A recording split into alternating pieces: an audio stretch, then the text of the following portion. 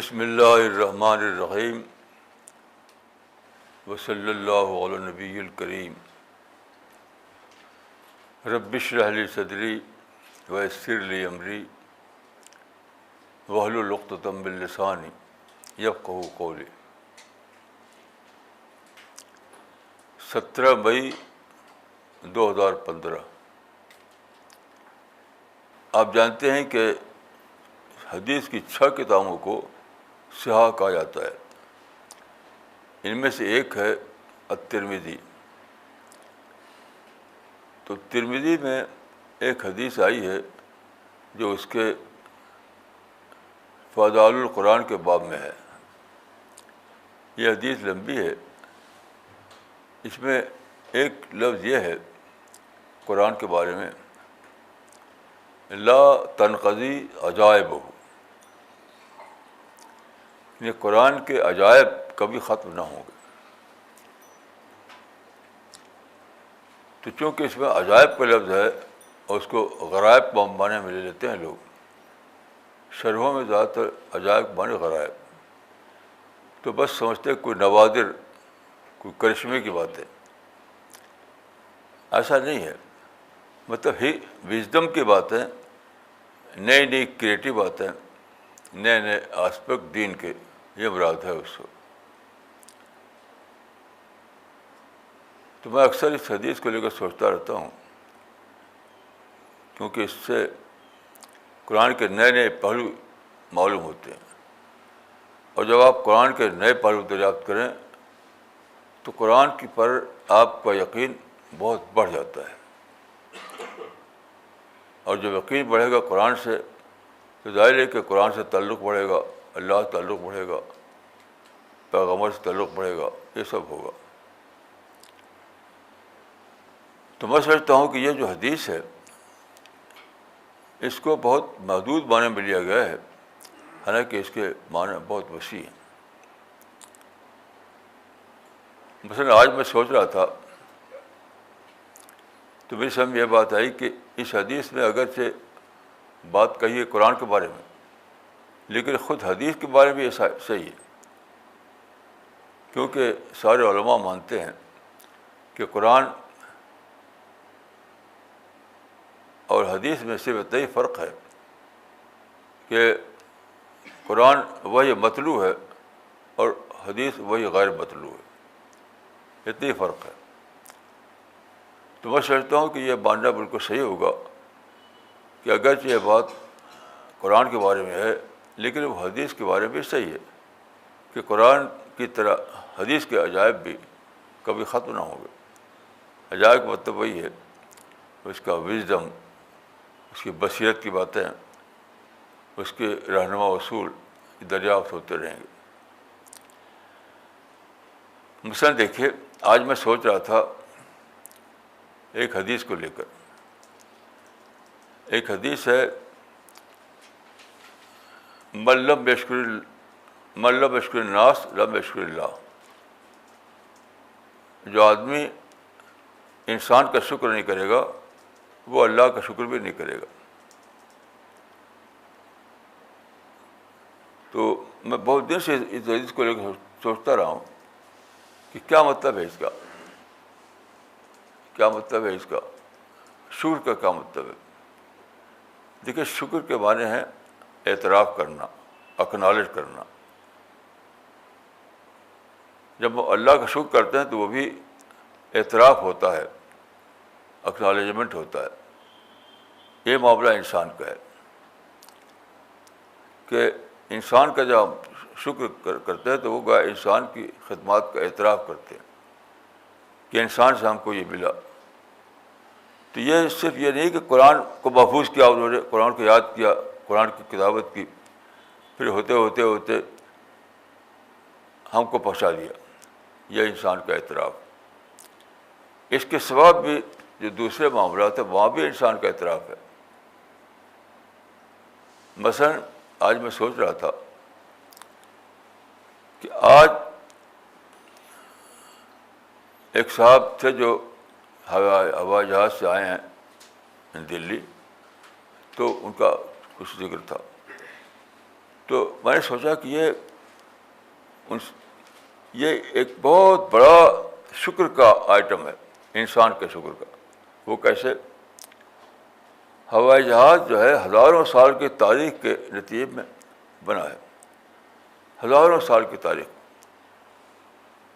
انسان جو ہے ہزاروں سال ایک محنت کرتا رہا یہاں تک کہ اس نے آپ کو ہوائی جہاز دے دیا. سب سے پہلے کہاں سے شروع ہوا؟ تو کہا جاتا ہے کہ پریمیٹو ایج میں یا اسٹون ایج میں انسان نے دیکھا کہ جنگل میں گھوڑا ہے. اب گھوڑا بہت عجیب لگا اس کو دیکھنے میں, تو صرف ایک جانور کے طور پر دیکھا اس نے. پھر دھیرے دھیرے اس نے ڈسکور کیا کہ گھوڑا تو ہمارے سواری کام آ سکتا ہے. یعنی ایک دن نہیں پتہ چل گیا, اس کو پتہ کرنے میں بہت دن گزر گئے. تو اس نے گھوڑے کو جنگل سے پکڑا, اس کو سجایا, اس کی زین بنائی, لگام بنائی, اس کو کھلایا پلایا. اس طرح گھوڑے کو سواری کا ذریعہ بنایا. تو کچھ دنوں تک انسان گھوڑے پر سواری کرتا رہا. پھر دھیرے دھیرے ایسا ہوا کہ انسان نے پہیا دریافت کیا. پہیا کہا جاتا ہے کہ سب سے پہلی ڈسکوری پہیا ہے. یہ ویل کو سب سے پہلی ڈسکوری بتایا جاتا ہے. تو ویل جب بنی تو کیا ہوا, پھر گاڑی بننا ممکن ہو گیا. جب ویل بن گئی تو گاڑی بننا ممکن ہو گیا. تو اب گاڑی بنا کے اس میں گھوڑے کو لگایا گیا. اب گھوڑے پر تو ایک آدمی بیٹھتا تھا, لیکن گاڑی میں کئی آدمی بیٹھنے لگے. جس سے گھوڑے کے ذریعے یہ ممکن ہو گیا کہ کئی آدمی سفر کرے گاڑی میں بیٹھ کر. اس طرح پھر تاریخ آگے بڑھی اور آگے بڑھی تو انسان نے بائسکل دریافت کیا. تو بائسکل ایک اور انوکھی چیز تھی. میں ایک بار تو پڑھا ایک آرٹیکل میں کہ کشمیر میں ایک انگریز پہلی بار بائسکل لایا, تو کشمیری اس کو دیکھ کر کہنے لگے کہ یہ لوہے کا گھوڑا ہے, کیونکہ اس سے پہلے انہوں نے دیکھا نہیں تھا بائسکل کو. تو اس کے بعد بائسکل بنائی انسان نے. کچھ دیر تک بائسکل سے چلتا رہا. پھر دھیرے دھیرے میکنائزیشن ہوا, انجن بننے لگا. تو پھر موٹر سائیکل بنی, پھر کار بنی, طرح طرح کی کاریں بنی. پھر ہوتے ہوتے ہوائی جہاز کا دور آیا. ہوائی جہاز کے دور میں بہت سے لوگوں نے قربانیاں کی, تب ہوائی جہاز بنا ہے. کہتے ہیں کہ مر گئے اسی میں, کیونکہ پہلے جو جہاز بنے تھے اس میں اتنا ارینجمنٹ نہیں ہوتا تھا. مثلا آج جو جہاز اڑتا ہے تو اس میں جی پی ایس ہوتا ہے. جی پی ایس کمپیوٹر کے اشتراک سے ٹھیک ٹھیک لوکیٹ کرتا ہے کہاں جہاز اترے. تو پائلٹ بیٹھا رہتا ہے اور جی پی ایس اس کو گائیڈ کرتا رہتا ہے. لیکن جو شروع میں جہاز بنے تھے تو وہ تو ایسے ہی تھے, تو کئی گر گئے, کئی کچھ ہو گیا. تو غرض ہے کہ ایک لمبی مدت ہے سیکریفائس کی, ریسرچ کی, ڈسکوریز کی, جس کے نتیجے میں ہمیں آج ہوائی جہاز ملا ہے. یعنی پہلے انسان چلتا تھا پیدل, پاؤں سے چلتا تھا. پھر جوتا اسے دریافت کیا, یعنی پہلے ننگے پاؤں چلتا تھا, پھر جوتا دریافت کیا, پھر اس نے گھوڑا دریافت کیا, پھر پہیا دریافت کیا, پھر گاڑی بنائی, پھر بائسکل دریافت کیا, پھر موٹر سائیکل بنائی, پھر کار بنائی. کار کے بعد پھر ہوائی جہاز کا دور آیا, ہوائی جہاز بنائے. تو یہ ہزاروں سال میں ایسا ہوا ہے. یہی ہے انسان کا شکر کرنا. آج جب آپ کسی سواری میں بیٹھیں, چاہے ہوائی جہاز میں بیٹھے, چاہے بائسکل پہ بیٹھے, چاہے بس پہ بیٹھے, تو آپ سوچیں کہ اس دور کو لانے میں انسان نے ایک لمبی قربانی دی ہے. ہزاروں سال تک انسان کوشش کرتا رہا, تب ہم اس سواری کو پایا ہم نے. تو جب اس طرح سوچیں گے آپ تو کیا ہوگا؟ انسان کو اکنالج کریں گے، انسان کا اعتراف کریں گے، جس کو کہا گیا شکر کرنا۔ جب اس طرح آپ سوچیں گے تو کیا ہوگا؟ تو وہی ہوگا جو حضرت مسیح نے کہا تھا، لو یور اینیمی، دشمن سے بھی محبت کرو۔ یعنی اس کا مطلب کیا ہے؟ دشمن کوئی نہیں ہوتا۔ اس کا مطلب ہے کہ اگر کوئی شخص بظاہر تم کو دشمن دکھائی دے تب بھی اسے محبت کرو۔ کیوں؟ تم کو اس کو دشمن دکھائی پڑتا ہوگا ایک چھوٹی سی وجہ سے، ایک چھوٹی سی پرسنل وجہ سے، پرسنل کہ اس نے فرض کیا آپ کو ایک کنکر مار دیا، ایک آپ کو گالی دے دی، آپ کو ڈھکیل دیا، ایسے چھوٹا سا کوئی کام۔ لیکن جو ہزاروں سال انسان نے جو قربانیاں دی ہیں اس کے مقابلے میں یہ شکایت بہت کم ہے۔ تو اس ایک انسان کو جس نے آپ کو تکلیف پہنچائی چھوٹی سی، اس کو پوری انسانیت سے جوڑیے، پوری مینکائنڈ کا حصہ سمجھیے، اس کو ایک فرد نہ جانیے، پوری مینکائنڈ۔ تب آپ کو لگے گا کہ مجھے رائٹ نہیں ہے کہ میں شکایت کروں، مجھے رائٹ نہیں کہ دشمن کہوں۔ تو لو یور اینیمی کے پیچھے ایک وژڈم ہے، حکمت ہے، جو سوچ کے ذریعے، تدبر کے ذریعے معلوم ہوتی ہے۔ یہ ہے مطلب لا تنقضی عجائب ہو، کہ جتنا آپ سوچیں گے، جتنا تدبر کریں گے، اتنی ہی حکمتیں ملتی جائیں گی، اور پھر آپ کا ارتقاء ہوگا۔ جب میں نے یہ سوچا یہ بات کہ انسان نے ہزاروں سال تک محنت کی ہے، تب مجھے آج کی سواریاں ملی ہیں، تو لگا کہ انسان، میں تو کچھ بھی انسان کو نہیں دیا، انسان نے مجھے بہت کچھ دے رکھا ہے۔ میں بچپن میں دیکھتا تھا ہمارے گاؤں میں مٹی کے گھر ہوا کرتے تھے، مٹی کے گھر۔ مٹی کے گھر کیا ہے؟ بارش ہوئی تو کئی دیوار گر گئی، کئی ٹپرے لگا، کئی کیچڑ ہو گیا، پھر بہت دنوں کے بعد پکے گھر بنے، سڑکیں بنی، پانی کا نکاس بنایا گیا۔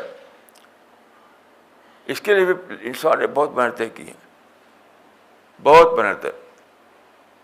آج جب اپنے گھر میں داخل ہوں، اپنے پکے فلیٹ میں، اب سوچیں کہ یہ گھر یا یہ فلیٹ بنانے میں انسان نے کتنا سوچا ہے، کتنا تجربے کیے ہیں، کتنا ڈسکوریز کی ہیں۔ مثلا ہمارے بچپن میں جو چھت بنتی تھی، وہ بنتی تھی چونے کی۔ ظاہر ہے کہ چونے کی چھت بہت آج کے لحاظ سے بہت معمولی ہوتی تھی، پھر سلیب لگنے لگا، پھر میری زندگی میں لوہا اس میں ڈال جانے لگا، جس کو سریا کہتے ہیں۔ تو آج جو بلڈنگ بنتی ہے وہ لوہے پہ کھڑی کی جاتی ہے، چاہے چھت ہو چاہے دیواریں ہوں۔ تو آپ سوچیے کہ انسان نے آغاز کیا زندگی کا جھوپڑے سے، غار سے، مٹی کے گھر سے، پھر ہوتے ہوتے ہوتے ہوتے اسے آج کے مکانات بنے جو 100 منزل اونچے، اس سے بھی زیادہ اونچے۔ تو آپ کو انسان کا بہت زیادہ اعتراف آئے گا۔ اب پھر آپ جنرلائز کریں کہ ایک انسان سے بظاہر مل رہا ہے آپ کو، لیکن سارا پوری مینکائنڈ اس میں شریک ہے، یہاں سے وہاں تک۔ تو پھر میں سوچا کہ جو لوگ مشغول ہیں ملیٹنسی میں، انسان کو مارتے ہیں، آپ جانتے ہیں کہ روزانہ خبریں آتی ہیں، یہاں بم مارا، وہاں گن چلا دیا، روز خبریں آتی ہیں انسان نے انسان کو مارا۔ تو میں سوچتا ہوں کہ یہ لوگ اندھے پر میں جی رہے۔ پھر میں سوچا کہ قرآن میں آیت کیوں ہے کہ جس نے ایک شخص کو مارا اس نے سارے انسانوں کو مار ڈالا۔ جس نے ایک شخص کو مارا اس نے سارے انسانوں کو مار ڈالا۔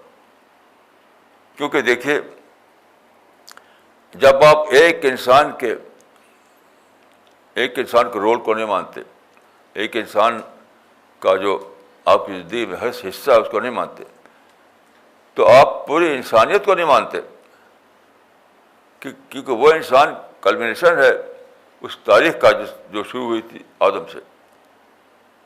ایک انسان ریپرزینٹ کر رہا ہے پوری انسانی تاریخ کا. تو ایک انسان کو مارا آپ نے تو کیا اس کا مطلب کیا ہوا کہ سارے انسانوں کو مار ڈالا. یعنی سارے انسانوں کے بارے میں آپ کے اندر شکر کا جذبہ نہیں, محبت کا جذبہ نہیں, خرقائی کا جذبہ نہیں.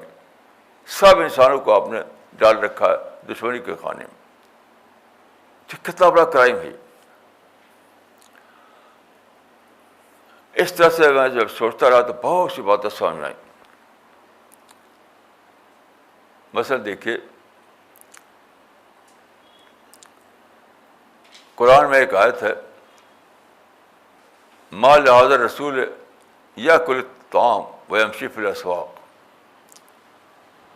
کہ پہلے زمانے میں پیغمبر آئے تو ان کے جو مدعو تھے, ان کے جو مخاطب تھے, انہوں نے دیکھا کہ تو کھانا کھاتے ہیں ہمارے طریقے سے اور بازاروں میں چلتے ہیں ہماری طرف سے,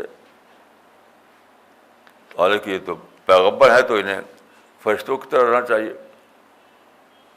تو کہا انہوں نے کہ ما لال رسول یاکل الطعام ویمشی فی الاسواق, کہ یہ کیسا رسول ہے, یہ تو کھانا کھاتا ہے بازاروں میں چلتا ہے. تو میں اس میں جو یہ لفظ ہے یمشی فی الاسواق, اس میں سوچنے لگا. تو دیکھیے یہ آیت آئی ہے مخالفین کے کلمے کے طور پر, یعنی نیگیٹو مفہوم میں, کہ انہوں نے ایک نیگیٹو ریمارک دیا, اس اعتبار سے آئی. لیکن اس میں دیکھیے آپ اور معنی چھپے ہوئے ہیں اور عجائب چھپے ہوئے ہیں اس کے اندر. کیوں؟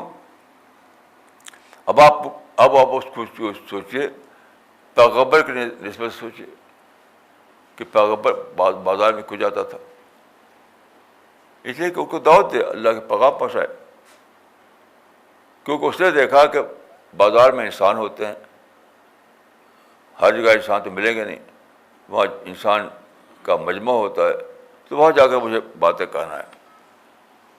تو اس کو معنی ہے کہ وہ آیت ہے منفی اعتبار سے, لیکن اس میں مثبت پر چھپا ہوا. آیت جو آئی ہے وہ منفی معنی میں, قرآن کی جو آیت ہے وہ مخالفین کے قول کے طور پر آئی ہے کہ مخالفین ایسا کہتے تھے. تو گویا کہ اس میں آئی ہے آیت ایک منفی واقعے کے طور پر. لیکن آپ تدبر کیجیے, غور کیجیے, تو ایک اور انوکھی بات دریافت کریں گے آپ کہ وہ تو ایک دعوت کا نقطہ ہے. وہ جہاں انسان ہے وہ میرے دعوت کا کام ہے. وہ تو ایک بہت ہی پازیٹیو نقطہ اس کے اندر ہے.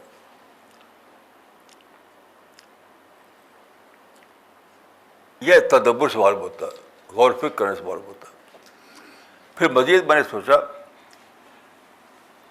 کہ یہ جو انسان ہے, انسان نے یہ نہیں کیا اور تمدن کو آگے بڑھایا ہے. یعنی پرانے زمانے میں صرف معمولی قسم کے بازار ہوتے تھے, وہ میں نے دیکھے ہیں بچپن میں, بالکل معمولی قسم کے بازار. تو وہاں انسان کچھ انسان اکٹھا ہوتے تھے. آپ دیکھیے زیادہ بڑے بڑے مقامات ہیں.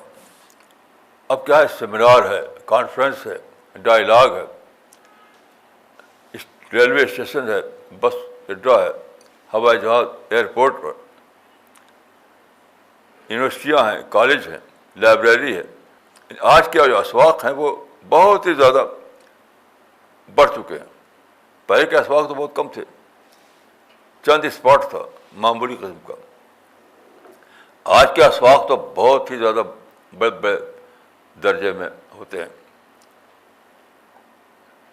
ہر یونیورسٹی ایک سوق ہے, ہر لائبریری ایک سوق ہے, ہر کانفرنس ایک سوق ہے, ہر سیمینار ایک سوق ہے. سوق مانے بازار. تو کیا قرآن کی اس آیت میں ایک معنی کا خزانہ ہے کہ سوکھ دریافت کرو. میں وہاں ترکی گیا، وہاں ایک تاریخی مسجد ہے، وہاں بھیڑ لگی ہوئی تھی سیاحوں کی، یعنی وہاں کے ٹکٹ لینے کے لیے ہمیں لمبی لائن میں کھڑا ہونا پڑا. تو وہ سوچا کہ بھی ایک سوکھ ہے. وہ مسجد جس کی حیثیت تاریخی ہو چکی ہے، ہسٹوریکل مونومنٹ کی ہو چکی ہے، تو وہاں پر ٹورسٹ جو ترجوح آ رہے ہیں ہر ملک کے. وہ بھی ہمارے دعوت کا ایک اسپاٹ ہے. تو قرآن میں ایک آیت آئی ہے جو بظاہر نیگیٹو معنی میں، لیکن اس میں آپ اگر سوچیں تو آپ اس کو پازیٹیو معنی نکالیں گے اور پھر اس میں اور ملٹیپلائی کریں گے، اور سوکھ کے ہزاروں شکلیں سمجھ میں آئے گی آپ کی، اور لگے گا آپ کے دعوت کا اتنا موقع کھل گیا ہے زمانے میں. اب ظاہر کہ جب آپ یہ دریافت کریں گے تو آپ کے اندر کیا انسانوں سے نفرت آئے گی؟ انسانوں کے لیے گن چلائیں گے آپ؟ انسانوں کے لیے آپ سوسائڈ بامبنگ کریں گے آپ؟ تو ساری ملیٹنسی جو ہے یہ دنیا بھر میں کیوں آ رہی ہے؟ اندھے پن کی وجہ سے، بے خبری کی وجہ سے. وہ جو مشہور مقولہ ہے عربی کا کہ الناس اعداء ما جہلوا، لوگ اس چیز کے دشمن بن جاتے ہیں جس کو وہ نہ جانتے ہوں. اس ساری ملیٹنسی بے خبری کی وجہ سے ہے. سارا وار کلچر اور گن کلچر، سوسائڈ بامبنگ، جتنے بھی تشدد کے واقعات ہیں، سب کیا ہے؟ بے خبری. کس کو مار رہے ہو تم؟ جو تمہارے بینیفیکٹر ہیں، تمہارے محسن ہیں. جس گن سے مار رہے ہیں وہ گن بھی انہیں نے بنائی ہے. تو جن کو یہ مارتے ہیں یہ لوگ، وہ ان کے بینیفیکٹر ہوتے ہیں. انہوں نے آپ کو ہوائی جہاز دیا، انہوں نے آپ کو کار دی، انہوں نے آپ کو ساری فیسلٹی دی بہت دنوں کی تحقیق اور ریسرچ کے بعد. تو یہ سب جانے اگر آدمی تو گن پھینک دے گا، وہ گن پھینک دے گا. جیسے میرا ایک واقعہ میں نے آپ کو بتایا تھا شاید، ہمارے بھائی رہتے تھے وہاں الہ آباد میں، ان کی فیکٹری تھی، ہمارے بڑے بھائی. تو ان کو شکار کا شوق تھا، ہنٹنگ کا. ان کے پاس 2 گن ہوا کرتی تھی. تو ایک مرتبہ میں الہ آباد گیا تو انہوں نے کہا کہ ہم لوگ جا رہے ہیں ہنٹنگ کے لیے، تم بھی چلو. تو 2 گاڑیوں میں بیٹھ کر وہ لوگ چلے. تو شہر سے باہر دور چلے گئے، جہاں جنگل تھا، پیڑ تھا. وہاں پر انہوں نے دیکھا کہ وہاں پر چڑیاں ہیں. ان لوگوں کے چڑیا خاص طور پہ ایک کہتے ہیں اس کو کہلک مارتے تھے وہ لوگ. کہلک جو ہے وہ فاختہ سے کچھ بڑا ہوتا ہے. تو انہوں نے کئی مارے. ان کے ساتھ ایک جیپ ہوا کرتی تھی، اس میں مار مار کے ڈالتے تھے. تو ایک پیڑ کے اوپر کہلک مزاج ہے کہ سب سے اوپر بیٹھتا ہے، وہ اونچی شاخ پر. تو کہا کہ دیکھو یہ کہلک ہے، اس کو تم مارو. تو مجھے گن دیا انہوں نے لوڈ کر کے. اب میں نے نشانے ایسی نشانہ سادہ کا. تو عین وقت پر جب کہ میرے نشانے میں آ چکی تھی وہ، میرے رینج میں وہ چڑیا، تو مجھے یاد آ گیا کہ یہ چڑیا جس طرح اللہ نے مجھے پیدا کیا اس کو ہی پیدا کیا. میں بھی ایک جان ہوں، چڑیا بھی ایک جان ہے. کیا والے چڑیا مجھ سے بہتر ہو؟ کیونکہ میرا تو پکڑ ہونے والی ہے آخرت میں، اس کی کیا پکڑ ہے؟ یہ سب سوچ کر کے میرا ہاتھ جو ہے، یعنی وہ ٹریگر دبانے نہیں دبا سکا. میں بندوق لیا تھا لیکن میرا ہاتھ ٹریگر نہیں دبا پا رہا تھا، کیونکہ میں سوچا کہ چڑیا تو اللہ کی مخلوق ہے، کیسے ماروں اس کو میں؟ تو کیا ہوا، میں نے بندوق میرے بھائی تھے، ان کے ساتھی تھے، ان کو دے کے میں بھاگا وہاں سے. پیدل نہیں بھاگا، حالانکہ یہ لوگ لے گئے تھے کار، اسی کار پر گیا تھا، اسی کار پر واپس آتا، لیکن اس وقت بندوق دے کے میں بھاگا. تو جو یہ لوگ بم کلچر گن کا چلا رہے ہیں, انسانوں کو مار رہے ہیں, سوسائڈ بامبنگ کر کے بچوں کو, عورتوں کو ہلاک کر رہے ہیں. اگر وہ سوچیں جس طرح میں نے سوچا اس چڑیا کو دیکھ, تو یقیناً یہ سب لوگ اپنی بندوقوں کو سمندر میں پھینک دیں. کسی کی ٹریگر نہ, کسی کو انگلی ٹریگر کو نہ دبا پائے.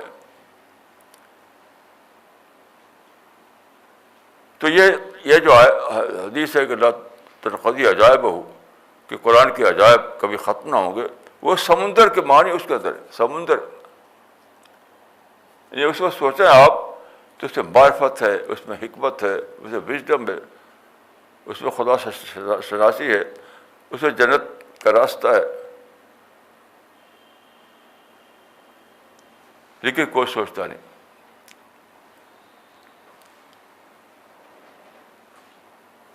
ایسے ہی دیکھیے, کل ایک جرنلسٹ لیڈی آئی تھی میں انٹرویو لینے کے لیے, ہمارے کچھ ساتھی موجود تھے وہاں پر. تو انہوں نے کہا کہ آپ یہ کہتے ہیں کہ ری انجینئرنگ آف مائنڈ کا لفظ استعمال کرتے ہیں, آپ کیا مطلب ہے اس کا؟ انسانی ذہن کی ری انجینئرنگ. تو خیر ان کو شکل انداز میں وہ جو آپ پوچھ رہے تھے, وہ بات کو میں نے سوچا اس کو کہ what is re engineering of mind. تو میں نے کہا یہ تو وہی جس کو قرآن میں تزکیہ کہا گیا. تزکیہ یہ تو ہے. یہاں پہ دیکھیے تزکیہ کے لفظ میں معنی کا خزانہ تھا جو کل مجھے دریافت ہوا ان سے گفتگو کے دوران. دیکھیے تزکیہ قرآن میں تزکیہ کا جو مادہ ہے 60 بار استعمال ہوا, 60 بار. اور یہ قرآن میں بتایا گیا ہے کہ جنت میں وہ لوگ جائیں گے جو مذکر شخصیت دے کر وہاں پہنچے, یعنی تزکیہ کر کے پہنچے وہاں. تو ہمارے لٹریچر میں بہت کتابیں لکھی گئی سب, لیکن سب کا کیا ہے, تزکیہ قلب, تزکیہ نفس, اس طرح کے الفاظ ہوتے ہیں. تزکیہ قلب اور تزکیہ نفس, اور کچھ اس سے ملتا نہیں, کم از کم مجھے تو نہیں ملا. کیونکہ قلب کا موضوع آپ بنا دیں, آپ تزکیہ کو آپ قلب کا موضوع بنا دیں تو آپ کو کچھ نہیں ملے گا, کیونکہ قلب میں تو کچھ ہے نہیں. قلب تو سرکولیشن آف بلڈ کا ذریعہ ہے, اس میں کوئی عقل نہیں ہے, سوچ نہیں ہے, قلب میں تدبر کا مادہ نہیں. تو تزکیہ کو لوگوں نے قلب کا موضوع بنا دیا.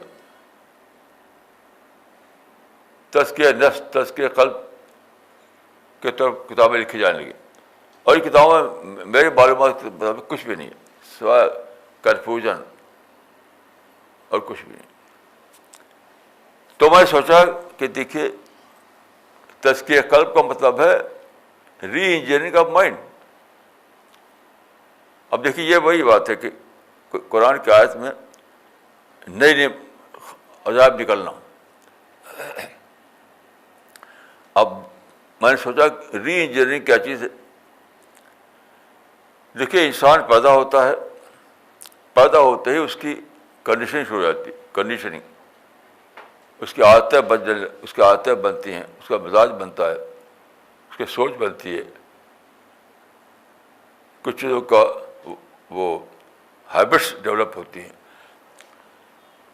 تو دھیرے دھیرے اسی پہ پختہ ہو جاتا ہے وہ. یہ پیدا ہوتا ہے جو حدیث میں ہے کہ کل مولودی یولد علی الفطرہ, پیدا ہوتا ہے فطرت پر. انسان جب پیدا ہوتا ہے فطرت پیدا ہوتا ہے, لیکن دھیرے دھیرے کیا ہوتا ہے وہ مسٹر کنڈیشن بن جاتا ہے. مسٹر نیچر مسٹر کنڈیشن بن جاتا ہے. ہر انسان کا معاملہ یہی کہ پیدا ہوا تو وہ مسٹر نیچر تھا, بات کو دھیرے دھیرے دھیرے وہ مسٹر کنڈیشن بن گیا. تو اب کیا کیا جائے؟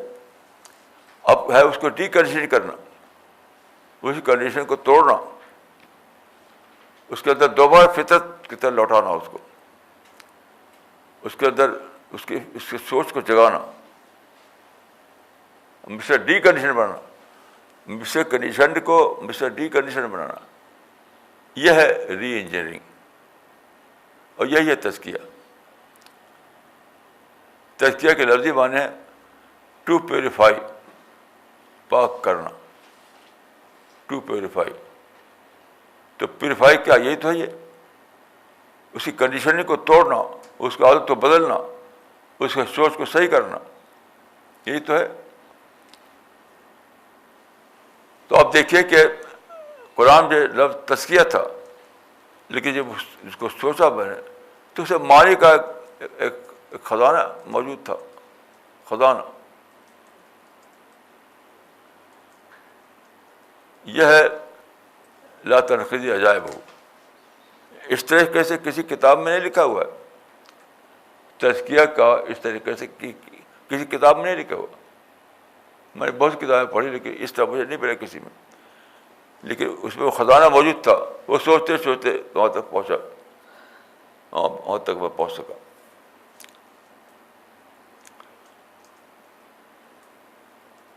تو قرآن کی آیتوں کو جو آپ غور کریں گے تو ہر آیت میں اسی طریقے سے آپ کو ملتا، جسے کل پرسوں ایک صاحب سے بات ہو رہی تھی، نہیں ٹیلی فون آیا تھا ایک صاحب کا، ایک آیا تھا کہ اللہ سے محبت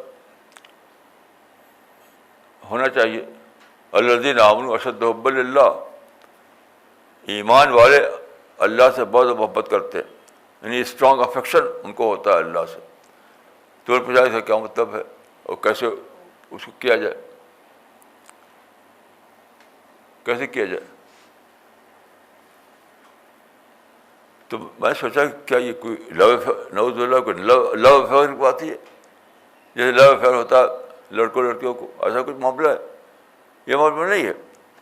اللہ سے آپ لو افیئر نہیں کر سکتے، وہ تو آپ کا خالق ہے، وہ آپ کا مالک ہے، وہ رب العالمین ہے۔ تو پھر مجھے ایک آیت یاد آئی، قل ان کنتم تحبون اللہ فاتبعونی یحببکم اللہ۔ کہو کہ اگر تم اللہ سے محبت کرتے ہو تو میرا اتباع کرو، اس سے تمہارے اندر اللہ کی محبت آئے گی۔ کیا اتباع رسول جو ہے وہ ہے محبت الہی۔ قل ان کنتم تحبون اللہ فاتبعونی یحببکم اللہ۔ پھر میں نے سوچا کہ اتباع رسول کیا ہے؟ اتباع رسول کا بھی بہت محدود مفہوم لوگوں کے ذہن میں ہوتا ہے۔ اتباع رسول کا معنی ہے کہ وہ جو ماڈل رسول اللہ کا ہے، وہ ماڈل آپ کو بہت محبوب ماڈل بن جائے آپ کے لیے۔ مثلا ایک ماڈل صرف یہ نہیں کہ آپ رسول اللہ مسواک کرتے تھے، نہیں، یہ ماڈل سب سے بڑا یہ ہے کہ آپ دعوت کا کام کرتے تھے، دعوت کا ماڈل آپ نے چھوڑا ہے۔ تو دعوت کے کام میں آپ کو اتنا اٹیچمنٹ ہو جائے، اتنا کو آپ کے محبوب مشغلہ بن جائے۔ دعوت اللہ کا کام جب آپ کریں گے تو وہ آپ کے لیے خوش کام نہ رہے، وہ اناؤنسمنٹ کا کام نہ رہے، بلکہ وہ محبوب مشغلہ بن جائے آپ کے لیے۔ جیسے ایک مرتبہ میں ایک واقعہ میرا ہے کہ میں ایک شہر میں گیا، وہاں پر ایک کارخانہ تھا، وہاں پر کچے چمڑے سے نکالتے تھے وہ اس کا کچھ سامان، اور اس سے تھریڈ بناتے تھے، سرجیکل تھریڈ۔ تو میں اس میں داخل ہوا تو بڑی بدبو تھی اس کے اندر، کیونکہ کچا چمڑے کا کام ہوتا تھا وہاں پر۔ تو جو اس کے مالک تھے اس پہ بیٹھے ہوئے تھے، میں پوچھا کیسے رہتے ہیں آپ یہاں پر؟ مطلب یہ تو بالکل بدبو کا ماحول تھا وہ۔ تو بڑے اطمینان سے انہوں نے جواب دیا کہ جب پیسہ ملتا ہے تو سب بھول جاتا ہے۔ تو آپ دیکھیں کہ ان کو وہ مشورہ محبوب مشورہ بن گیا، جو میرے لیے غیر محبوب تھا، ان کے لیے بہت مشغلہ بنا ہوا تھا. تو یہ مطلب ہے اللہ سے محبت. اللہ سے محبت کا مطلب یہ ہے کہ اللہ کا جو مشن ہے، اللہ کا جو پیغام پہنچانا ہے، اللہ کو جو مطلوب ہے کہ میری بات انسان تک پہنچ جائے، یہ جو مشن ہے یہ آپ کے لیے محبوب بن جائے. محبوب. کوئی گالی دے تب بھی آپ برا نہ مانیں، کوئی پتھر مار دے تب بھی آپ غصہ نہ آئے، کوئی مشکل پیش آئے تب بھی آپ برافروختہ نہ ہو. کیونکہ جب آپ کو وہ مشورہ محبوب مشورہ بن جائے گا تو کچھ بھی آپ برا نہیں لگے. آپ سوچیں کہ کچھ بھی ہو، اللہ کے ہاتھ اس کا انعام بہت بڑا ملنے والا ہے مجھ کو. تو اس طرح جو آپ سوچیں گے، جتنا زیادہ سوچیں گے اتنا ہی قرآن کے معنی آپ کو کھلتے چلے جائیں گے. یہ مطلب ہے اس کا. عام طور پر لوگ چونکہ قرآن کی تلاوت کرتے ہیں بس، اور تفسیریں جو ہیں، تفسیروں میں ساری تفسیریں فنیات کی وضاحت ہوتی ہیں. ان میں فنیات، ساری تفسیریں یعنی فنی تفسیریں ہیں. تو اس میں بھی خشک باتیں ہوتی ہیں، خشک باتیں. اس میں کوئی روحانی غذا نہیں ہوتی،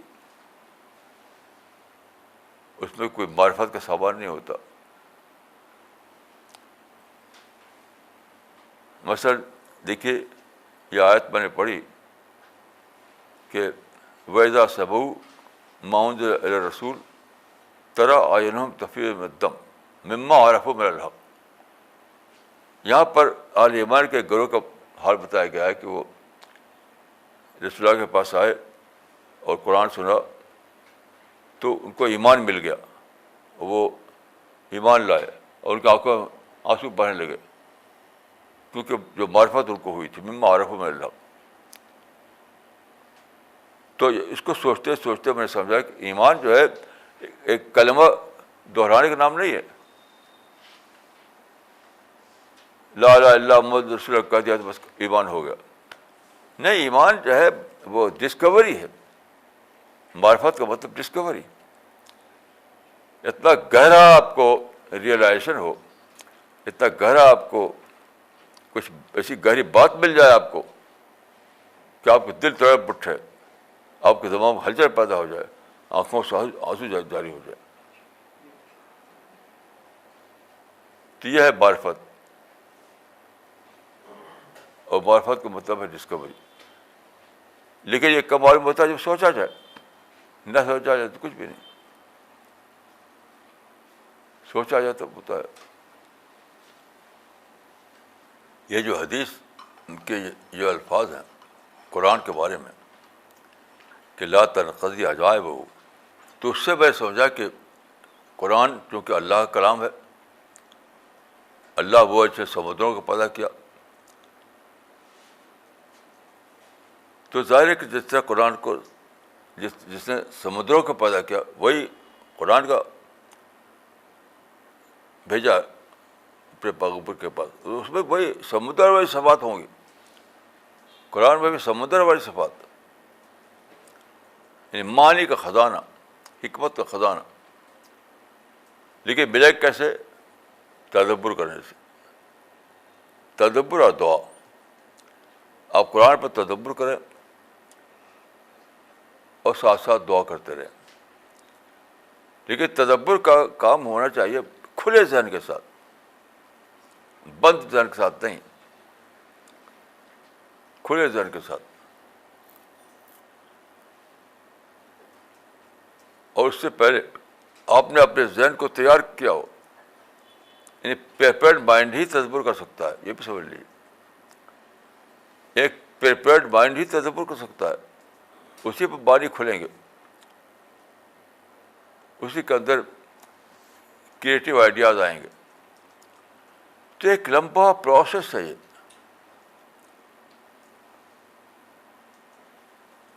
ایک صاحب سے بات ہوئی اسی سلسلے میں، تو ان کا کہ یہ درجہ کیسے حاصل ہو؟ تو میں نے کہا کہ ہر چیز کی قیمت ہے. آپ ایک گاڑی خریدتے ہیں تو اس کی قیمت دیتے ہیں تب گاڑی ملتی ہے آپ کو. تو یہ معرفت کا یہ درجہ، اس کی بھی قیمت ہے، وہ قیمت ادا کیجیے آپ، تو آپ کو حاصل ہو جائے گی وہ۔ عام طور پر لوگوں کا حال ہے کہ دنیا کی چیزوں کو تو جانتے ہیں کہ وہ ایک گلاس بھی لینا ہے تو اس کی قیمت دینی پڑے گی، بغیر قیمت کے فری میں گلاس نہیں ملے گا۔ لیکن دین کے بارے میں کیا ہے، بس حضرت کا، کسی حضرت کی زیارت کر لیا، کسی حضرت کا دامن تھام لیا، کسی حضرت سے دعائیں کروا لیا تو بس ہو گیا۔ ان دنیا کی چیزوں کو تو قیمت دے کر پانا چاہتے ہیں، جانتے ہیں کہ قیمت کے دیے بغیر نہیں ملے گی، لیکن آخرت کے بارے میں سمجھتے ہیں کہ اس میں قیمت دینے کی ضرورت نہیں ہے، جو فری مل سکتی ہے ہم کو۔ تو بہرحال میں کہوں گا کہ اگر آپ چاہتے ہیں کہ آپ کو قرآن اور حدیث کے گہرے معنی تک پہنچ آپ کی ہو، اور گہرے معنی سے آپ کو اندر جو روحانی رزق ملتا ہے وہ ملے آپ کو، تو آپ کو اس کی قیمت دینی پڑے گی،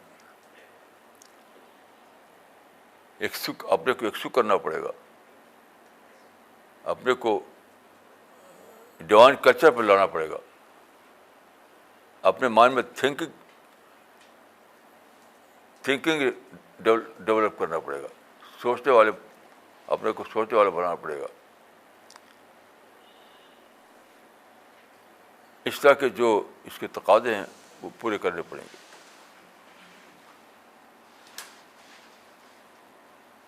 پھر جس طرح سے وہ کارخانے والے نے کہا تھا کہ جب پیسہ ملتا ہے سب بھول جاتا ہے، یہاں بھی وہی اپلائی ہوتا ہے، وہی پرنسپل۔ اس نے کہا تھا کہ جب پیسہ ملتا ہے تب سب بھول جاتا ہے، یہاں بھی کیا ہوگا، جب آپ قرآن پر غور کریں گے، حدیث کا مطالعہ کریں گے، رسول اللہ کے ماڈل کو سمجھنے کی کوشش کریں گے، تو بہت کچھ آپ کو بیتے گا، بہت کچھ آپ پر ایکسپیرئنس گزریں گے، نگیٹو بھی پازیٹیو بھی، بہت سی پریشانی سامنے آئیں گی۔ لیکن جب آپ یہ سوچیں گے کہ یہ تو جنت کا راستہ ہے، یہ تو روڈ ٹو پیراڈائز، یہ تو میں روڈ ٹو پیراڈائز پر چل رہا ہوں، تو بھول جائیں گے آپ۔ یہ سوچ کہ یہ تو جنت کا راستہ ہے،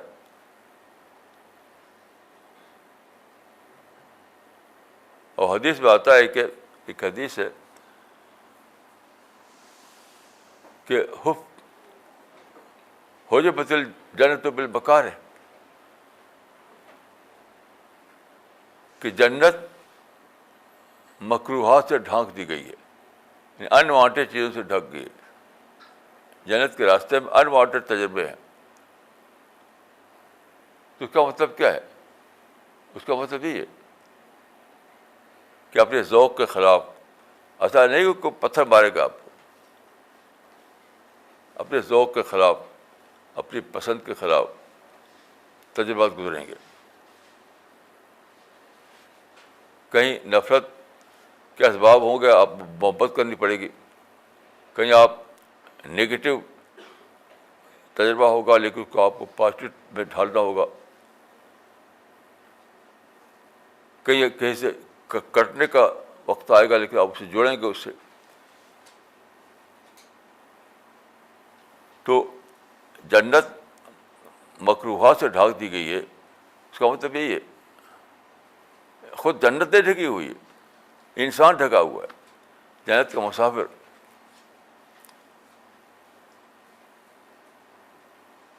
تو بہرحال میں دعا کرتا ہوں کہ اللہ تعالیٰ مجھ کو اور آپ کو توفیق دے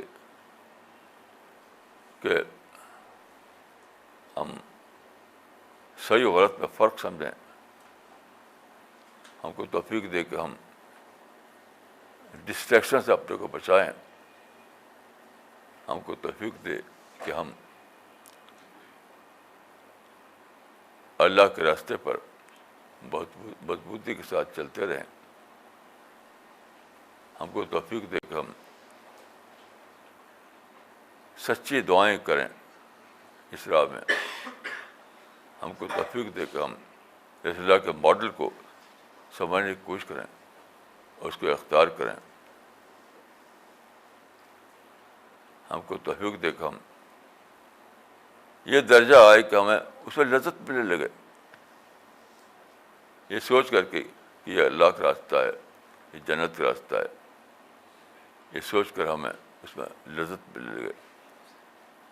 تو میں یہی دعا کرتا ہوں اپنے لیے اور آپ کے لیے اور سب کے لیے.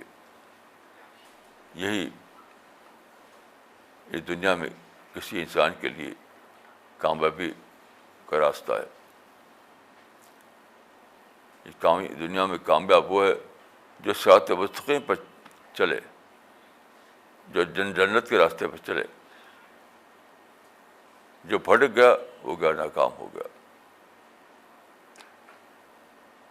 تو میں اپنے لیے, آپ سب لوگوں کے لیے یہ دعا کرتا ہوں کہ اللہ تعالیٰ مجھ کو اور آپ کو صراط مستقیم پر چلنے کی توفیق دے, ہم کو بھٹکنے سے بچائے. اللہ تعالیٰ اس دعا کو میرے حق میں قبول فرمائے اور آپ کے حق میں قبول فرمائے. اور قبولیت کا دیکھیے پہچان یہ ہے کہ آپ کے اندر دعوت کا جذبہ ابھرتا ہے. دعوت کا اگر کو اللہ تعالیٰ کا آپ کی بات قبول ہو جائے تو اس کی پہچان یہی ہے کہ آپ کے اندر دعوت کا جذبہ ابھرے گا. اس کی پہچان ہے.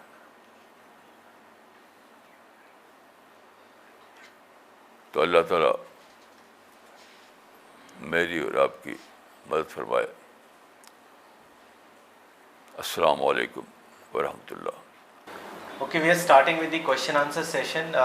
All the online viewers are requested to send their questions on info@cpsglobal.org. مولانا یہ سوال دبئی سے آیا ہے, ڈاکٹر خواجہ انیس الدین احمد صاحب نے کیا ہے, اور انہوں نے لکھا ہے, مولانا while I was going through your Quran translation, it was mentioned in the introduction that one of the theme of Quran is learning of lessons through reflection. I want to know what did you mean by this learning of lessons through reflection. Please explain this. میں آج تو میں سمجھتا ہوں کہ اسی پر پوری بات تھی. اس کا مطلب ریفلیکشن کا مطلب ہوتا ہے غور و فکر, سوچنا. تو جتنے بھی لیسن ہیں وہ ہڈن وے میں ہوتے ہیں, ان چیزوں میں چھپے ہوئے ہوتے ہیں. جیسے کئی مثال آج بھی دی میں نے. تو جب آپ غور کرتے ہیں تو وہ چھپے ہوئے مفہوم آپ پر کھلنے لگتے ہیں. غور نہیں کریں گے تو چھپے مفہوم کھلیں گے نہیں. جیسے مثال کے طور پر مجھے آپ نے دیکھا کہ بولنے کے دوران میرا گلا کچھ پھنس گیا تو پھر میں نے پانی پیا. تو اس میں ایک چیز چھپی ہوئی تھی, وہ تھی خلق الانسان ضعیفا, انسان کمزور پیدا کیا گیا ہے. یعنی اس پانی پینے میں ایک لیسن چھپا ہوا تھا کہ ہمارا جو خالق ہے رب العالمین ہے, تو وہ بھی بولتا ہے, فرشتوں کو حکم دیتا ہے, پیغمبروں کو حکم دیتا ہے, ہم کو بھی خاموش زبان میں حکم دیتا ہے. تو اس کا نعوذ باللہ اس کا کبھی گلا ایسا نہیں ہوتا, کیونکہ ہماری طرح وہ کمزور نہیں ہے, وہ طاقتور ہے. تو اتنی ایک چھوٹی سی بات یہ تھی, لیکن اس میں میرے لیے ایک لیسن تھا کہ انسان کمزور ہے. تو کمزور ہے تو اس کو اللہ کی طرف دوڑنا چاہیے, اللہ سے دعا کرنا چاہیے. تو ہر چیز میں, کوئی بھی چیز ہو, اس میں کچھ چھپے معنی ہوتے ہیں. وہ چھپے معنی وہی حکمت ہے, وہی وژڈم ہے. لیکن یہ وژڈم اس وقت آپ کے سمجھ پاتے ہیں جب آپ سوچیں، غور کریں۔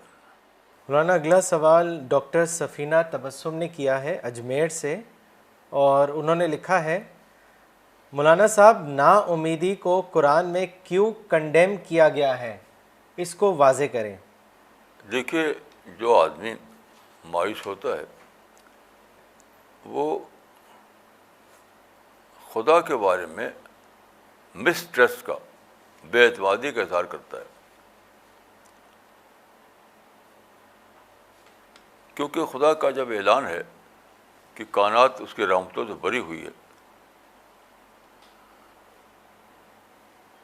اس کی رحمتوں سے بھری ہوئی ہے، پورا انسان کے لیے اللہ نے اپنی رحمتیں اڈل رکھی ہیں، تو آپ بتائیے کہ آپ مایوس ہو، تو اس معنی کہ آپ نے خدا پر مسٹرسٹ کیا، اعتماد نہیں کیا خدا پر۔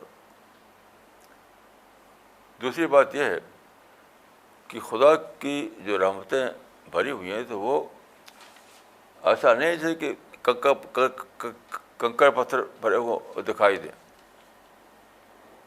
کبھی ایسا ہوتا ہے کہ آپ خدا کی رحمت ملنے والی ہوتی ہے، کل چاہتے ہیں آج آپ، تو آپ کو مایوسی ہو جاتی ہے۔ تو یاد رکھیے، خدا کی رحمتیں جو ہیں کبھی فوراً آئیں گی، کبھی دیر میں آئیں گی، کبھی تو ایسا ہوگا دنیا میں آئیں گے نہیں، آخرت میں ملیں گی۔ تو ان سب باتوں کو جو نہ سوچے تو مایوس ہو جائے گا۔ تو اس کے معنی ہے کہ جو آدمی مایوس ہوتا ہے وہ اللہ کی رحمت پہ شک کرتا ہے، اللہ کی قدرت پہ شک کرتا ہے، ظاہر ہے کہ وہ جائز نہیں ہو سکتا، ایسا فعل جائز نہیں ہو سکتا۔ مولانا اگلا سوال دلی سے کیا ہے مولانا فراد احمد صاحب نے، اور انہوں نے لکھا ہے مولانا واٹ از فتنہ that the prophet use to say to keep away from it. دیکھیے، فتنہ کے لفظی معنی ہے آزمائش، ٹیسٹ۔ تو ہر چیز دنیا میں جو پیدا کی گئی ہے اس میں فتنے کا اسپیکٹ ہوتا ہے، ہر چیز۔ مثال کے طور پر آپ کو کامیابی ملے، آپ کو پیسہ ملے، آپ کو بلڈنگ ملے، وہ بھی فطرہ ہے، کیونکہ وہ پا کر کے آپ کو اندر پرائڈ آ جائے، فخر آ جائے، غرور آ جائے، تو اس معنی آپ فتنے میں فیل ہو گئے۔ ایسے اگر کوئی مصیبت پڑ جائے، آپ لوگ آہ والا کرنے، مایوس ہو جائیں، تو وہاں بھی فیل ہو گئے، کیونکہ آپ کو دعا کرنا چاہیے تھا، اللہ سے امید رکھنا چاہیے تھی کہ آج نہیں تو کل اللہ میری مدد فرمائے گا۔ تو ہر چیز فتنہ ہے، چاہے آپ کامیابی ہو ناکامی، ملنا ہو یا کھونا، کیونکہ اس میں جو رسپانس ہے وہی رسپانس بتاتا ہے کہ آپ نے فتنے پر آپ ٹھہرے کہ نہیں ٹھہرے۔ جب بھی کوئی واقعہ ہو تو اس وقت آپ کا رسپانس کیا ہو اس پر ڈپینڈ کرتا ہے۔ رسپانس اگر پازیٹیو ہو تو آپ فتنے میں پورے اترے، رسپانس اگر نگیٹو ہے تو آپ فتنے میں پورے نہیں، آزمائش میں پورے نہیں اترے۔ تو every thing depends upon response. مولانا اگلا سوال دلی سے ہے مس نغمہ صدیقی کا، اور انہوں نے لکھا ہے Contemplation requires a focused mind. How can we stay away from distraction to get a focused mind? دیکھیے، میں سمجھتا ہوں کہ ہر آدمی کسی چیز پر فوکس کیا رہتا ہے، بغیر فوکس کوئی جیتا نہیں۔ صرف یہ کہ آپ فوکس کسی کا ہوتا ہے آخرت پر، کسی کو دنیا پر۔ مثلا ایک شخص نے مجھے بتایا کہ ان کے بھائی رہتے ہیں باہر یورپ کے کسی ملک میں یا امریکہ میں کہیں، تو ان کے ایک بچی پیدا ہوئی، بیٹی، تو بس اسی کو لے کے کھیلتے رہتے ہیں۔ تو کہ وہ آفس میں کام کرتے ہیں، تو آفس میں جب آتے ہیں تو سب سے پہلے اس بچی کو اٹھا لیتے ہیں اسے پیار کرتے ہیں, اسے گود میں لیتے ہیں. تو کہا آفس میں تب بھی فوکس بچے پر ہے, اسی کو یاد کیے ہوئے. تو ہر آدمی کا فوکس ہوتا ہے کسی نہ کسی چیز پر. بغیر فوکس سے کوئی جیتا نہیں دنیا میں. حتیٰ کہ جو غلط لوگ ہیں ان کا بھی فوکس کوئی ہے, کوئی غلط چیز ان کا فوکس بنی ہوئی ہے. تو فوکس تو رہتا ہی رہتا ہے. اب چیز یہ ہے کہ فوکس صحیح ہو, اللہ پر ہو, جنت پر ہو, آخرت پر ہو. تو یہ چیز آئے گی سوچ سے. جتنا سوچیں گے اتنی ہی فوکس کا کریکشن ہوگا. تو فوکسڈ مائنڈ تو بائی نیچر ہر ایک کا ہوتا ہی ہوتا ہے, صرف مسئلہ ہے کریکشن کا. اپنے فوکس کو آپ صحیح کریں. تو بستا ہوں کہ اسٹڈی کرنا, غور فکر کرنا, دعائیں مانگنا, یہی اس کا ذریعہ ہے. جس کو جو چاہتا ہو کہ میرا فوکس صحیح ہو تو یہی راستہ ہے اس کے لیے, اور کوئی راستہ تو ہے نہیں. مولانا اگلا سوال مہتاب صاحب نے پوچھا ہے آپ سے, دھامپور سے. انہوں نے لکھا ہے کہ مولانا صاحب کیا ایک عام آدمی بھی قرآن سے وہی گائیڈنس پا سکتا ہے جیسا کہ ایک عالم؟ اس کے بارے میں بتائیں. میں تو سمجھتا ہوں کہ یقیناً, کیونکہ صحابہ جو تھے وہ آج کے طرح کوئی عالم نہیں تھا, کوئی کسی مدرسے کی سند کسی کے پاس نہیں تھی, حتیٰ کہ تمہاری ریڈنگ کا رواج بھی نہیں تھا, کتابیں نہیں ہوا کرتی تو زمانے میں. پرنٹنگ پریس تو بہت بعد کو آیا ہے, اور تب کتابیں چھپی ہیں. تو صحابہ تو سچ پوچھے تو ان کے زمانے میں آج کل کے طریقے سے کوئی بھی صاحب عالم نہیں تھا,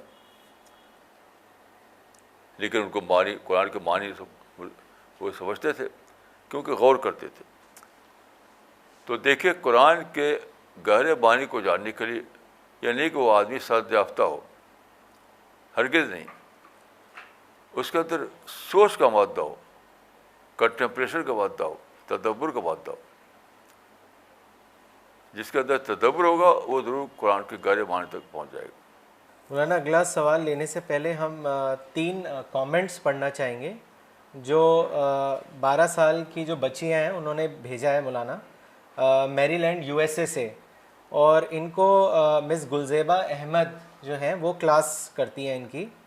تو ان تینوں لڑکیوں نے اسپرٹ آف اسلام کے اوپر اپنے کامنٹس بھیجے ہیں جو ہم پڑھنا چاہیں گے.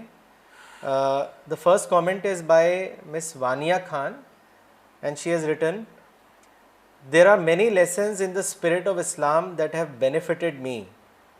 I have learned to be honest, not to deny the truth, respect elders and treat others equally. I know to be honest because if I am not honest, it will affect me on the day of judgment and in the hereafter. Also, honesty makes me a more truthful person. Not denying the truth is very important. If I deny the truth, I am basically denying the word of God. Denying the truth will make me feel like a bad Muslim.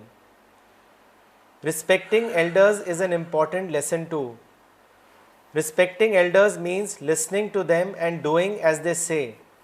Disrespecting others is being ignorant and rude to people who are more intelligent than you. To treat others equally is the most important lesson I have learned.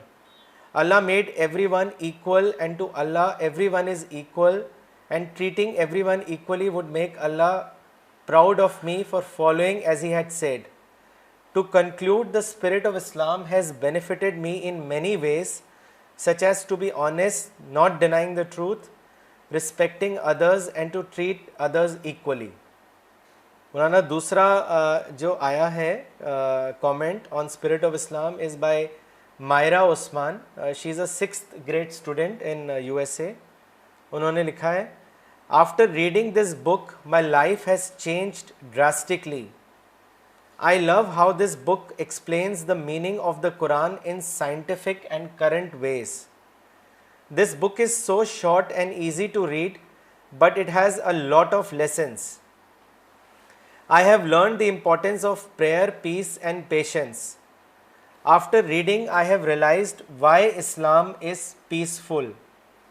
As I am in middle school, a lot of things occur like gossip. Gossip is totally wrong. Just because other people do it, I don't have to do it. On the day of judgment, we have to give the response to our own bad deeds.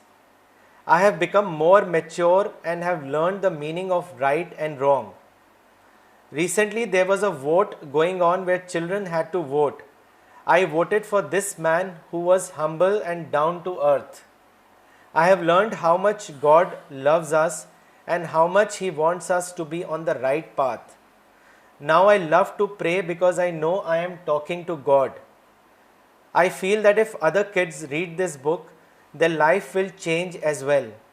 Firstly, thanks to God, then thanks to Maulana Waiduddin Khan. اور مولانا یہ last مس سارہ امین نے لکھا ہے, spirit of Islam benefited me by learning about honesty, not to deny the truth, respect others and treat everyone equally. Honesty benefited me because if I am not being honest, then I have a guilty feeling inside and I feel bad for not being honest. Not to deny the truth benefited me because if you deny the truth, then you are not saying the truth and you are going against God. To conclude, Spirit of Islam has benefited me in many ways such as honesty, not to deny the truth, respect others and treat everyone equally. مولانا اگلا سوال بھوپال سے آیا ہے, فواد صاحب نے کیا ہے اور انہوں نے آپ سے پوچھا ہے کہ what is the starting point of breaking one's conditioning so that the person can re-engineer his or her mind. بھائی میں تو یہی سمجھتا ہوں کہ اسٹارٹنگ پوائنٹ محاسبہ ہے, یعنی انٹراسپیکشن. اپنی اسکروٹنی کرنا, اپنے کو کرٹیکل وے میں دیکھنا, اپنا انالیسس کرنا, جسے کہتے ہیں عربی میں محاسبہ کہتے ہیں, انگلش میں اس کو کہتے ہیں انٹراسپیکشن. یہی میرے نزدیک تو یہی اسٹارٹنگ پوائنٹ ہے. جیسے کل جو ایک خاتون آئی تھی جو جرنلسٹ, ان سے میں نے کہا کہ میں عادت ہے کہ جب بھی کوئی بات سے فون کرتا ہوں آئی واز رانگ. تو انہوں نے کہا کہ آپ کیوں اتنا زیادہ آئی واز رانگ کہتے ہیں, عام طور پر تو لوگ ایسا نہیں کرتے. تو میں نے کہا دیکھیے, جب ایک شخص کہتا ہے آئی واز رانگ, تو اس کا فائدہ اس کو خود ملتا ہے, دوسرے کو نہیں, اپنے کو. آئی واز رانگ کہہ کر وہ اپنے کو ریئلسٹ بناتا ہے, اپنی غلطیوں کو پکڑ پاتا ہے. آئی واز رانگ نہ کہیں تو جھگڑا کریں گے دوسرے سے کہ تم غلط ہو, تم غلط ہو, تو ٹائم ویسٹ کرتا ہے. تو ہم ٹائم بچاتے ہیں, اس سے ماڈسٹی آتی ہے. تو سارا فائدہ اپنے کو ملتا ہے, دوسرے کو نہیں. یہی سب سوچتا ہے آدمی, اسی کا نام ہے محاسبہ یا انٹراسپیکشن. مولانا اگلا سوال پونے سے زاہد خان صاحب نے کیا ہے اور انہوں نے لکھا ہے, مولانا آپ نے کہا کہ تزکیہ کا تعلق قلب سے نہیں ہے, حالانکہ حدیث ہے جسم میں ایک ٹکڑا ہے یعنی دل, جب وہ ٹھیک ہو تو سب درست ہے, جب خراب ہو تو سب خراب ہے. اس کو واضح کریں. دیکھیے یہ تمثیل کے زبان میں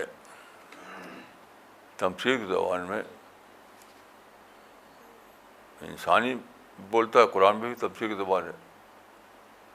جیسے کبیت العنکبوت, کوئی گھر کسی کا بکری گھر کی طرح ہوتا نہیں, جالے سے بنا ہوا. تو بکری جالا تڑ کر جو گھر بناتی ہے اس کی مثال دی گئی کبیت العنکبوت. تو اس کا مطلب یہ نہیں کہ وہ جالے کا گھر. تو یہ تمثیل کو کہتے ہیں, تمثیل سمبولک لینگویج.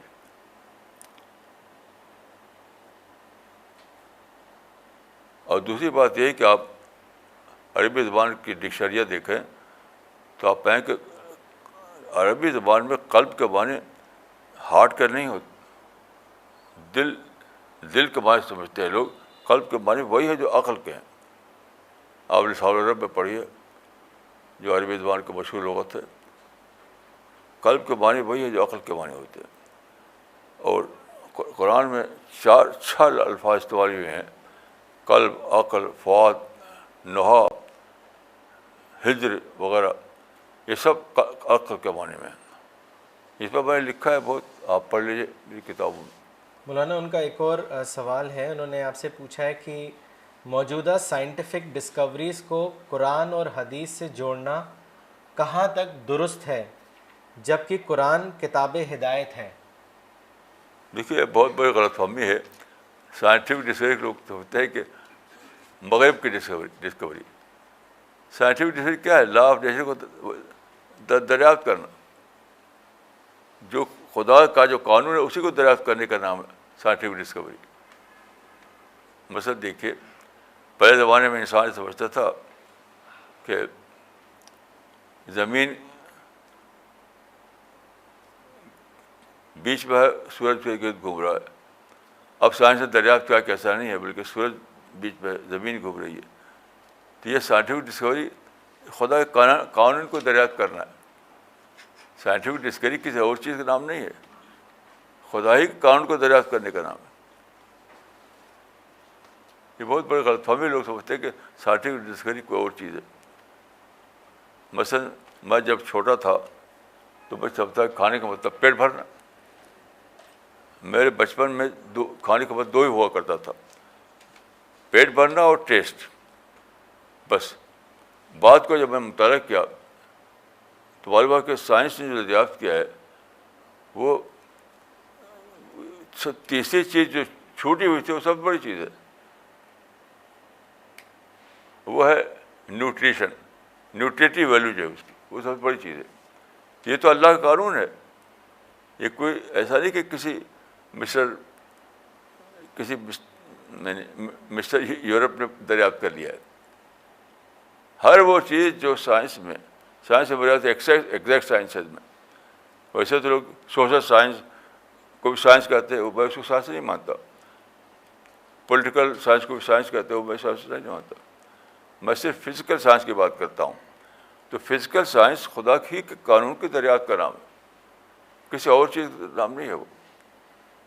تو اس میں کوئی ٹکراؤ کی بات ہی نہیں. وہی جو قرآن میں ہے وہی اس میں ہے. اس کو آپ اس پہ میں کافی لکھا ہے، آپ پڑھیے میری کتابوں کو.